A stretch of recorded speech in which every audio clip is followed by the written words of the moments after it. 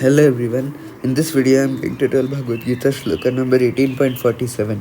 In the previous sloka, Lord Krishna said that by worship of the Lord, who is the source of all beings and who is all pervading, a man can attain perfection through performing his own work.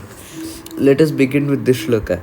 Shreyan swadharmo vigunaha paradharmat swanushchitat swabhavaniyatam karma kurvannapnoti kilbisham. The meaning Shreyan, better, Swadharmaha, one's own occupation, Vigunaha, imperfectly performed, Paradharmat, then another's occupation, Swanustitat, perfectly done, Swabhavaniyatam, prescribed according to one's nature, Karma, work, Kurvan, performing, Na, never, Apnoti, achieves, Kilbisham, sinful reactions.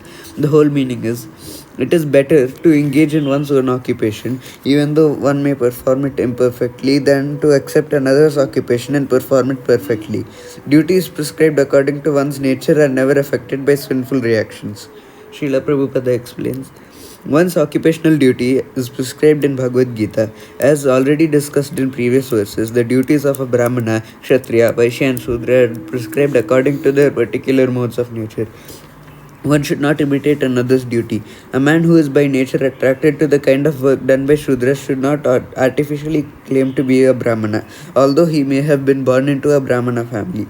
In this way, one should work according to his own nature. No work is abominable if performed in the service of the Supreme Lord. The occupation of a Brahmana is certainly in the mode of goodness, but if a person is not by nature in the mode of goodness, he should not imitate the occupational duty of a Brahmana. For a Kshatriya or administrator, there are so many abominable things.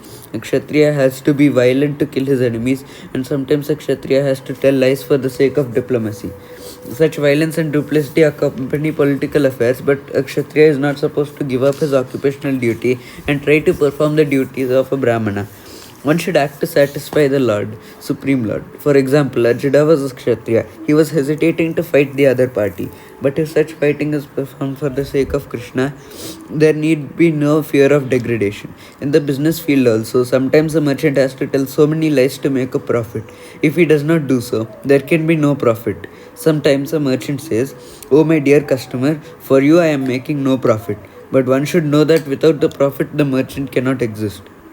Therefore, it should be taken as a simple lie if a merchant says that he is not making a profit.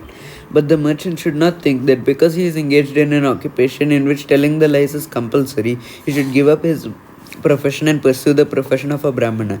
That is not recommended. Whether one is a Kshatriya, Vaishya or Shudra doesn't matter if he serves by his work the Supreme Personality of Godhead. Even Brahmanas who perform different types of sacrifice sometimes must kill animals because sometimes animals are sacrificed in such ceremonies.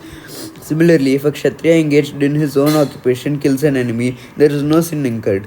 In the third chapter, these matters have been clearly and elaborately explained.